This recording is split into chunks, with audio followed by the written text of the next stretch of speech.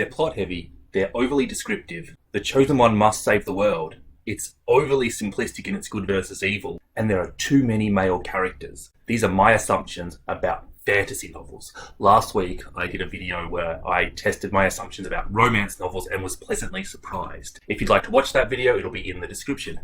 So today I'm going to do the same with fantasy novels. And the books I'm going to read are The Assassin's Apprentice by Robin Hobb, which is the first in the Farseer trilogy. The Final Empire by Brandon Sanderson, which is the first in the Mistborn series. And Dead Until Dark by Charlaine Harris, which is the first in the Suki Stackhouse series. Because all three of these books are part of a series, I think the ultimate measure of whether they're a successful book is whether I want to continue reading the sequels.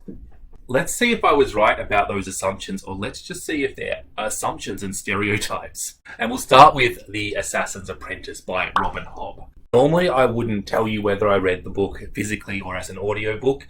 That is because I don't really think it makes a difference, but sometimes it does. And in this case, I'm going to say that the audiobook has one of my least favourite things in it, which is when a character is speaking softly or whispering, the audio narrator speaks too softly. Like you couldn't hear what I just said. I'm listening to you. I need to be able to hear you more than I need you to be accurate to what's going on. I need you to communicate what's going on. So I would recommend that if you are interested in reading this book, to go for the physical version of it rather than the audiobook. This is a boy with a peculiar bond with animals. He's the bastard royal son of Chivalry, the prince of the land. He's a boy of no importance. That is until the king decides that he is going to become an assassin. Thus the name. Suddenly Fitz finds himself of royal importance, getting a nice spot at dinner and so on and so forth. Now, I thought the pacing of this book was just a touch slow. But at the same time, I also felt that the world building and the magic system needed a little bit of fleshing out. I didn't really understand what was going on with the magic system. It felt like telekinesis. Was it just telekinesis? I didn't really know the limitations and what could or couldn't happen. That's partially because Fitz didn't really know the limitations and what could or couldn't happen, and you were seeing a lot through Fitz's eyes. While I was confident that Hobb understood who her characters were, I just didn't. I think one of the real reasons for that is that some of the names of the characters all blended. Chivalry, Verity, Regal, Shrewd. They're all traits, they're not names. Because these characters are incredibly different and incredibly well crafted. Just little things like that just took away from the book for me. Another thing I really struggled with this book was there are numerous subplots in this book that weren't resolved by the end of the novel. And I know that this is because it's a series, and I know that Robin Hobb is doing the groundwork for something that's going to happen later on. That is really unsatisfying, but I understand that an author is going to write with the assumption that you are going to read the entire series. And who knows, I may. Because despite all of its faults, this book did suck me in. By the end of it, I really did care what was going on. It was a successful and an enjoyable book, but it certainly wasn't my favourite book. I gave it 3 stars, and I probably will not continue with the series. So I want to say that I have read some fantasy before. In my 20s, I used to predominantly read fantasy, but I didn't read many books in my 20s. And I sort of went away from reading and came back. And in my 30s, I started to read a lot more books. And I've never really been interested in going back there. And I really am aware of just how limited my reading of fantasy is, so I would like to challenge that. So the second book is The Final Empire by Brandon Sanderson. I'm sure if you are at all active on Booktube, you will have heard of Brandon Sanderson before. He finished off writing The Wheel of Time after Robert Jordan passed away, and I mean, The Wheel of Time is now got its own TV show and is obviously going to be very successful. And my first thoughts upon reading Sanderson was, wow, his style really is like Robert Jordan. And it is somewhat like Robert Jordan's, but as this novel progressed, I realised that Sanderson has a much higher pace to his novel. He doesn't mind killing characters, was generally way less descriptive, and is probably in general a much more talented author. But his style is still quite basic. Not that basic is a bad thing if it's also serviceable, and for Sanderson it is quite serviceable. It is a relatively digestible style of writing rather than a pretty style of writing, which is fine. I really like the magic system in this series, it was really unique. The different metals giving you different strengths and having to like drink potions with pewter or iron or copper or gold in them was cool. I really liked that, you know, if you drank some pewter, you were able to make yourself much stronger in a battle. And so if you were jumping off a building, you would have a quick drink of pewter and make your legs really strong so that they wouldn't break when you landed. I just thought that was a cool system, and it was something really different and unique. I also loved that they could use pushing themselves against iron as a way of flying. So they'd throw a coin down and push the coin and they'd fly up in the air as like a jump sort of thing. So big thumbs up to that. This world consists of people called the Scar, who are relatively persecuted, especially by the noblemen. And one of the laws that is brought up in this novel is that a nobleman is allowed to rape a Scar woman, only on the condition that once done raping her, he must then kill her as well. And it does kind of play into this assumption of good versus evil. And to that point, the Lord Ruler has ruled for 1,000 years. He is somehow immortal. He makes everybody feel depressed and gloomy with his presence. And he's actually strong enough to kill an army in battle without taking a wound. At one point, he is incinerated and he's just a skeleton and just reforms his body. And he encourages people to mistreat and kill the Scar. Vin is a young girl. She's half Scar, half noble, the child of rape where the woman got away with her life. She's a young character still learning her skills, and she is sort of like the junior figure of this.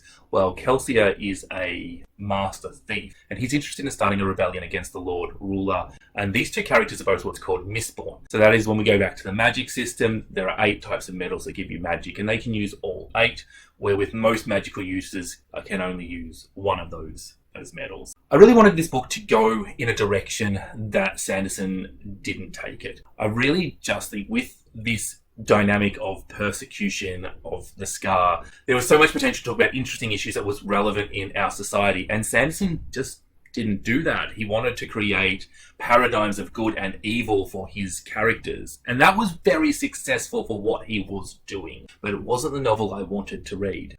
This novel had strong characters and a really good plot, and it does fit into that assumption that it is going to be overly plotty. It was very plotty, but is that a bad thing? Are you reading these books for the plot? Is that the intention of the book, to provide you with an exciting plot? I kind of think that was Sanderson's intention. It is a cliche, but was it a bad thing? Is chocolate cake being rich a bad thing? The setting here was really interesting, and this left me with a few questions. It rained ash and none of the trees were green. They were all brown and withered and everything was dying. I thought that was really a cool, eerie setting, and I thought it was well created and well crafted. But I did start to wonder, how do these people eat if they don't have fruit? How do they, even if they eat meat, what do the cows eat? I was very confused at how their food system worked. It doesn't seem to be the most important thing, but it was something that I asked myself a lot. I must confess, when I started reading this novel, I was like, oh, this is just going to be one of those things. But the more I read, the more I got into it, and the more I enjoyed it.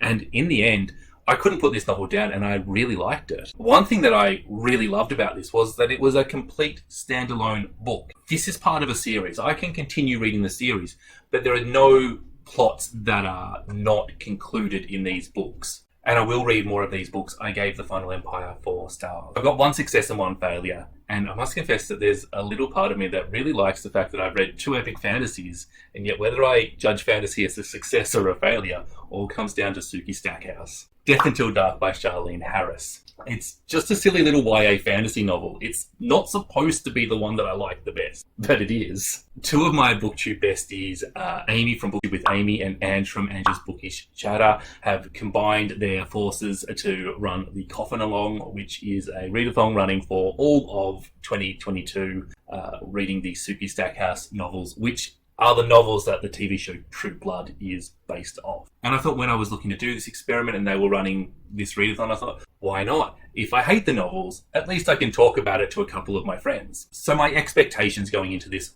were relatively low. I expected this to be the least favourite of the 3. Suki lives in the south of the USA. She is an empath, and that means that she can hear the thoughts of everybody around her. That means she doesn't find dating very successful. Men are either critiquing her body, commenting on how nice her boobs are, or worse, they're critiquing her body, telling her how bad her boobs are. Then one day she meets Bill, a mysterious stranger who she cannot hear the thoughts of. Look, I mean, it's pretty transparent here. Billy is a vampire and they're going to get all paranormal between the sheets together. That's what's going to happen. Just when you think that this is just going to be a paranormal romance and whatever, people start dying, and we have a murder mystery as well. As the plot is running along and doing its thing, and we've got a bit of a romance, a bit of a fantasy, and a bit of a murder mystery going along, we get to learn about the vampire's role in society. And that, for me, really changed the point of the setting. Being set in the south of the US and being a vampire book, I instantly got Anne Rice vibe. But as the plot runs along and it does its thing, you start to realise that vampires are the victims of some sort of oppression and segregation. This book didn't seem overly ambitious. It looked like a book that just set out to do what it did and did that quite well. You've got your vampire action, then you've got your romance, then you've got your murder mystery, and it's all very satisfying. But ultimately, having this little bit of vampire racism in the background was really satisfying. It added a nice little bit of icing to what was just a satisfying, fun read to begin with. 4 stars, will continue reading this series. So what about the assumptions I made at the start of this video? Is it plot heavy? Yeah, it was plot heavy. But I don't know why that's considered a bad thing. When I read other books, I don't often complain that I have too much plot. I complain that I have not enough plot. I actually think, for me as a reader, I just need a certain amount of plot. Once I have that, it doesn't matter how much more plot I get. I'm happy with that. Were they overly descriptive? In general, no. There were certain passages that I could pick on, but basically, over-descriptive fantasy clearly comes from J.R.R. Tolkien and Robert Jordan. The chosen one must save the world. I feel like Mistborn kind of fell into that trope, but at the same time didn't. Certainly Suki Stackhouse failed at that, and The Assassin's Apprentice was not about that either. So that's maybe just a trope that some fantasy books use. I'm not sure that's necessarily a bad thing. Why was that a reason I was avoiding fantasy? Good versus evil, again, Mistborn sort of falls into this trope, but the other two, again, were not good versus evil. Assassin's Apprentice is very, very obviously not good versus evil. And Suki Stackhouse has shades of grey, and I like both of those things. And even Mistborn, even a character like Kelsier, who was the good guy, had a little bit of grey about him. Was he using the rebellion as his own ego boost, or was he interested in the scar? Is a sort of a question that was ongoing through it. There are definitely different ways of looking at that. Maybe it was a little bit simplistically good versus evil in that novel, but it wasn't as clear cut as I was concerned of. So the last assumption I made, were there going to be too many male characters? Yeah, there was a lot of male characters in both Assassin's Apprentice and Mistborn, but it wasn't as male dominated as I thought it would be.